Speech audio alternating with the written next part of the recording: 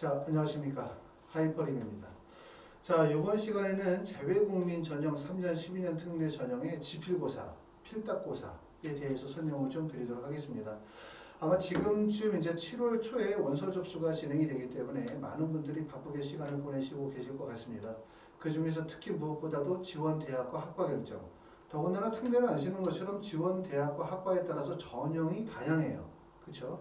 일반적으로 수능이라고 하면 수능은 간단하잖아요. 국어, 영어, 수학, 사탐이나 과탐 이렇게 딱 공부하는 게 모두가 정해져 있지만 3년 특례 전형 같은 경우는 대학들마다 전형의 방식이 매우 다양하기 때문에 결국 대학의 결정, 전형의 결정, 그리고 이후의 준비의 과정이 입시에서 매우 중요한 과정이라고 말씀을 드릴 수가 있어요.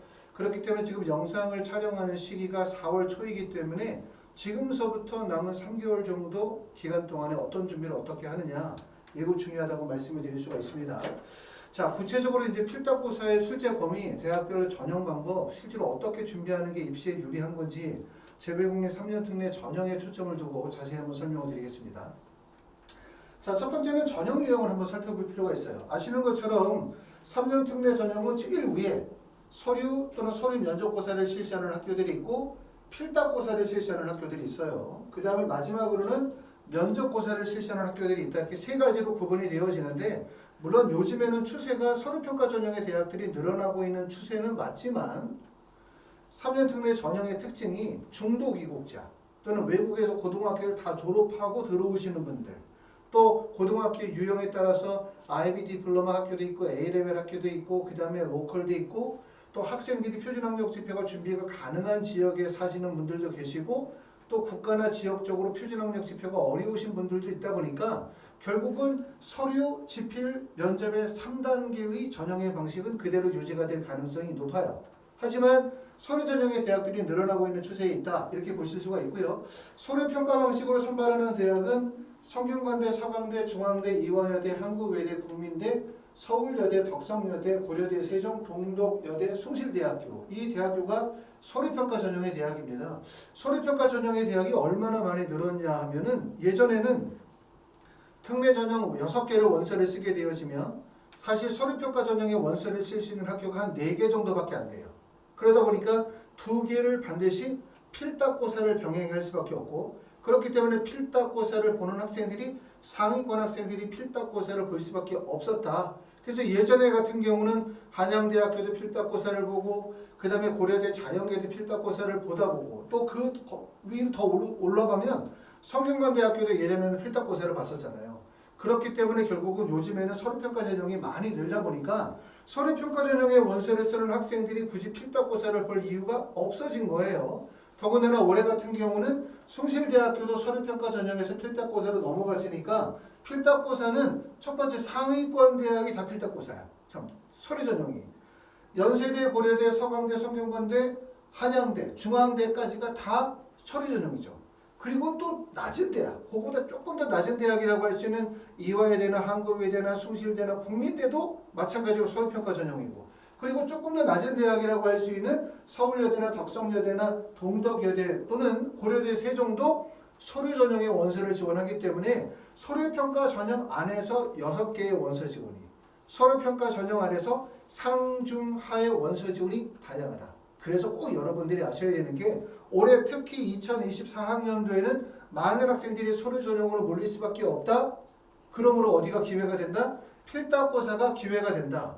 왜 서류 전형으로 많이 몰리냐? 첫 번째, 서류 전형의 상위권 대학이 몰려 있다는 점. 두 번째, 서류 전형의 대학들이 많기 때문에 상중하의 전략적 원서 지원이 가능하다는 것. 또 하나는 마찬가지로 서류 전형에서 올해부터는 자기소개 제출이 안 된다. 올해부터 3년 특례 전형에서 자소서가 폐지가 되어졌다는 점이 결국은 많은 학생들이 서류 전형의 원서를 쓸 수밖에 없는 쓰는 것이 유리하다고 판단할 수 있는 이유가 될 거예요. 전년도 같은 경우에 이제 재외국민 전형으로 원서를 쓸 때 많은 학생들의 고민이 사실은 자기소개서 작성이거든요. 자소서 작성하는데 시간도 많이 소요돼. 그 다음에 자신감도 없어. 또 자소서를 작성하기 위해서 또 여러 가지 또 도움을 받다 보면 비용도 많이 발생이 되고 그러다 보니까 자기소개서에 마치 쓸 내용도 없고 또 쓰기도 어렵고 제출하는데 시간도 많이 걸리다 보니까 자기소개서 쓰는 것이 결국은 서류 전형에서 많은 어려운 점이었었는데 올해부터 서류 전형에서 자기소개서가 폐지가 되어짐에 따라 결론적으로 얘기하면 서류평가 전형에 많은 학생들이 몰릴 수가 있다는 점이죠. 따라서 결론적으로 얘기하면 지필고사 전형이 올해는 매우 유리할 수 있다. 이렇게 말씀을 드리고 있는 거고요. 인문계에서 지필고사 같은 경우는 국어와 영어 시험을 보는 학교들이 많습니다. 보시는 것처럼 경희대, 건국대, 동국대, 숙명여대, 단국대, 아주대, 인하대나 카톨릭대학교 간호학과는 국어, 영어 시험을 보고요. 그 다음에 국어 시험만 보는 학교는 한양대학교 에리카, 그 다음에 영어 시험만을 보는 학교는 홍익대학교는 영어와 면접을 보도록 할 거고요. 자연계에서는 대부분의 학기들이 수학과 영어 시험을 보는데 경희대, 건국대, 동국대, 홍익대, 단국대, 아주대, 인하대학교가 수학과 영어 시험을 보게 되고 수학 시험만 보는 학교는 한양대 에리카, 그 다음에 수학과 영어 면접을 보는 학교는 홍익대학교, 그 다음에 인문계, 자연계 구분 없이 공통적으로 시험을 보는 학교는 항공대학교는 무조건 다 뭐만 본다? 수학만 본다. 세종대학교는 무조건 뭐만 본다? 영어만 본다. 이렇게 말씀을 드릴 수가 있고요. 그 다음에 이제 면접고사 전형으로 보는 학교들. 면접고사 100%라고 해서 면접만으로 뽑는다고 평가하기는 어려워요. 왜냐하면 면접 시간에 10분 정도밖에 되지 않고 제출 서류를 기반으로 한 전공 소양 평가이다 보니까 면접의 중요성이 중요하고 면접 중심의 전형은 맞지만 학생들이 대학에 제출하게 되어지는 성적도 어느 정도 평가가 이루어진다고 볼 수 있어요. 물론 면접고사 전형의 원서를 쓰는 학생들이 GPA 성적이 우수한 학생들은 사실 많지 않기 때문에 다 비슷한 학생들이 원서를 쓴다. 그렇기 때문에 면접이 중요하다. 이렇게 보실 수 있는데 면접고사 전형을 실시하는 학교는 광운대, 성신여대, 명지대, 상명대, 카톨릭대, 인천대, 충북대, 경북대, 충남대, 한성대, 제주대학교 또는 가천대, 사이과대학교, 경기대, 연세대, 미래나 한동대학교, 부산대학교 등이 면접고사 전형을 보죠. 그렇기 때문에 결론적으로 본인이 지금까지 준비가 되어져 있는 정도에 따라서 앞으로 얼만큼 더 준비할 수 있느냐에 따라서 전형의 방법을 잘 선택해야 돼요. 선택할 때 하지 말아야 되는 거, 가고 싶은 대학이 나는 연세대를 가고 싶어, 고려대를 가고 싶어 라고 해서 무작정 원서를 쓰는 거 하지 말아야 될 거라고 말씀을 드리고, 또 원서를 쓸 때도 6개의 원서를 쓸 때 모든 대학을 경영 모든 대학을 전기 똑같이 원서를 쓰는 건 되게 위험하죠. 왜냐하면 내가 가지고 있는 스펙보다 상위권 대학이라고 한다면 학과를 조금 낮게, 그렇죠? 중위권 학과 정도에서는 학과를 좀 더 선택하고 하위권에서는 좀 더 적극적으로 선택할 수 있기 때문에 대학의 높낮이에 따라서도 학과 선택을 잘해야 될 거다. 결국 입시에 전략이 좀 필요합니다. 맹목적으로 가고 싶은 대학 중심으로 무작정 원서 쓰는 거 쉽지 않고, 특례 전형이 일반 국내 수시보다 유리하다라고 많이 하지만 사실 유리하다고 말씀을 드릴 수 있는 전형은 면접 전형 또는 지필고사에서 조금 하위권 대학, 중하위권 대학 이런 경우가 어렵고, 지필의 상위권 대학이나 서류평가 전형의 상위권 대학은 어찌 보면 국내 수시 전형보다 더 어려워요. 그렇기 때문에 대학 결정도 신중하게, 서류 준비도 신중하게 잘 하셔야 될 것 같습니다. 자, 다음으로 넘어가면 지원 현황 한번 보도록 하겠습니다. 보시는 것처럼 연세대학교부터 동덕여대까지 주로 서류 또는 서류 면접 전형을 실시하는 대학들의 경쟁률을 보시게 되는데 2021학년도 이 대학들의 평균 경쟁률이 8.15, 2022학년도의 평균 경쟁률이 9.14, 2023학년도의 경쟁률이 9.28. 그렇죠? 경쟁률은 큰 차이가 없지만 경쟁률이 계속해서 올라가는 추세에 있고, 경쟁률이 평균 경쟁률이 약 9대1 정도 되니까 경쟁률 매우 높다. 이 점을 꼭 알아두실 수가 있고요. 특히 우리가 주목할 점은 어디냐 하면 지필고사 전형에서 서류평가 전형으로 넘어간 대학들, 그런 경우 경쟁률 변화가 어땠느냐, 요걸 잘 보셔야 되는데, 보시는 것처럼 이화여대는 61명을 선발하게 되어지는데 2022학년도의 경쟁률이 3.77의 경쟁력이었다가 서류평가로 넘어간 2023학년도의 경쟁률은 6.16이에요.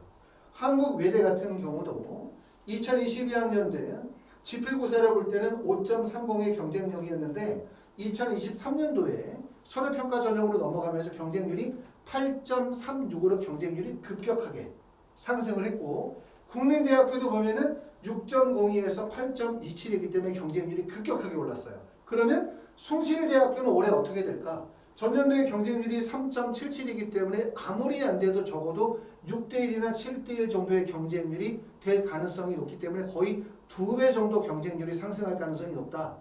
경쟁률이 올라간다는 건 무슨 의미입니까? 경쟁률이 올랐다. 경쟁률이 올랐다는 얘기는 그만큼 합격이 어려워질 수 있다는 거예요. 경쟁률이 올랐다는 것은 그만큼 지원한 학생들의 스펙이 그만큼 높아진다는 거죠.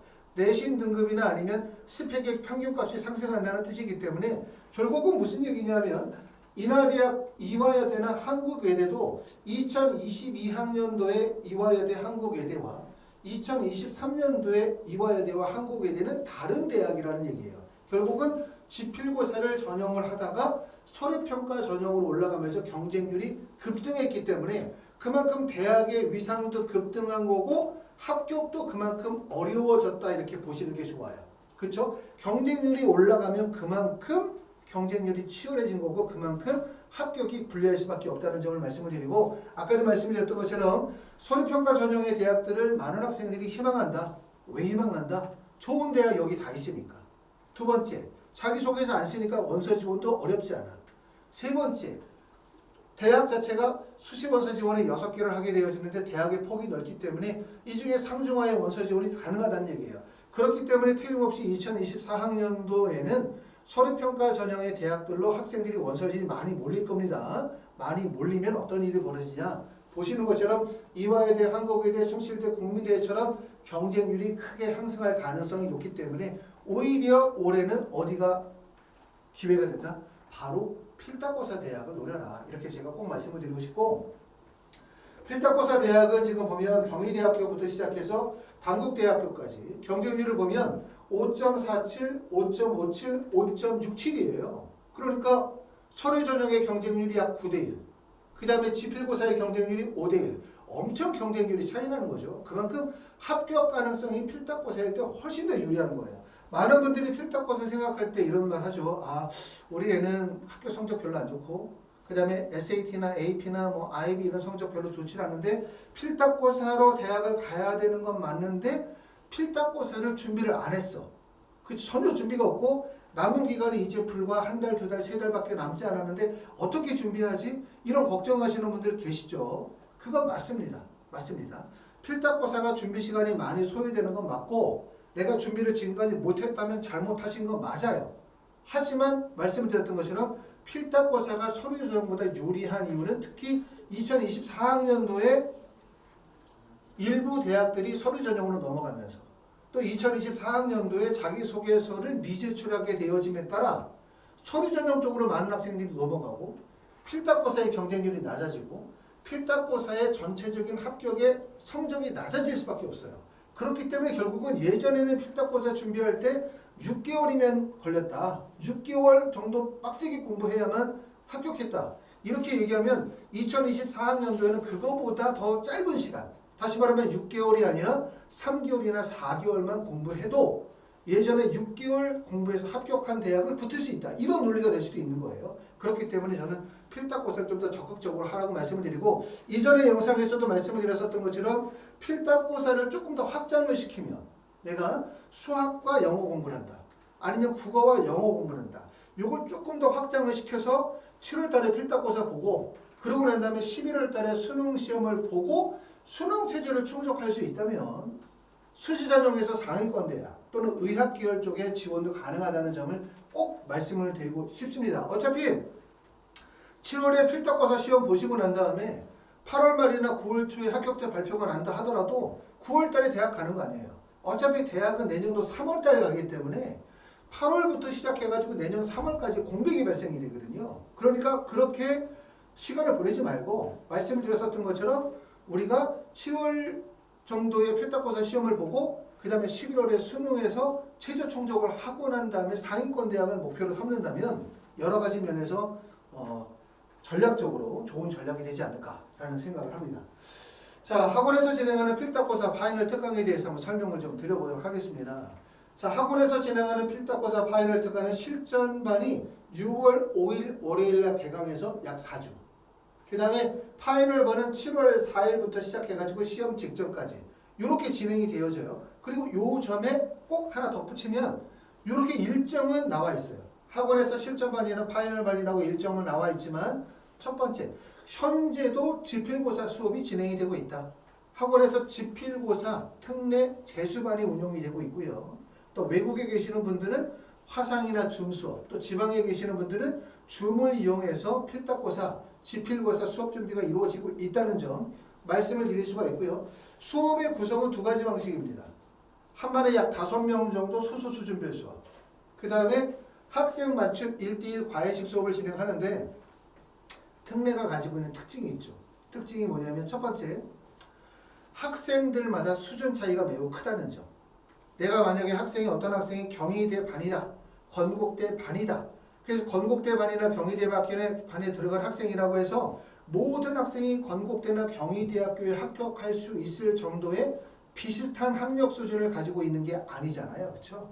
경희대 반, 건국대 반이라고 하는 거 그냥 학생들이 희망 중심으로 반이 구성이 되다 보니까 학생들끼리 수준 차이가 커요.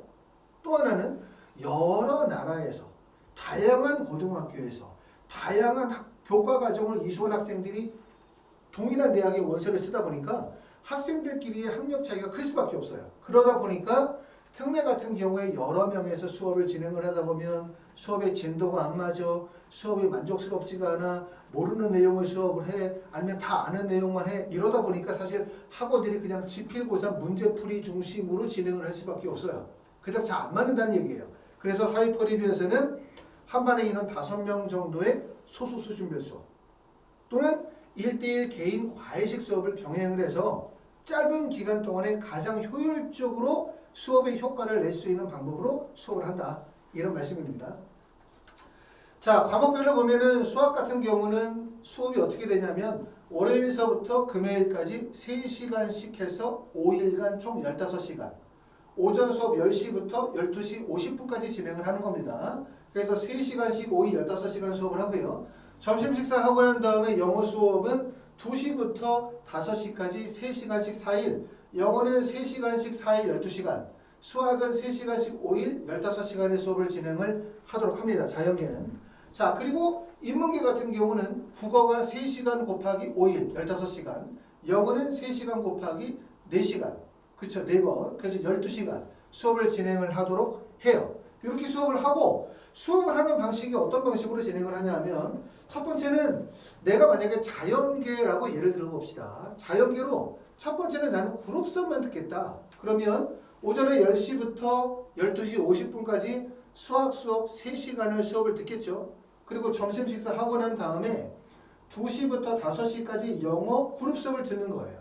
그렇죠? 수학 그룹 수업, 영어 그룹 수업, 그러니까 수학은 15시간, 그 다음에 영어는 12시간의 수업을 들으시면 돼요.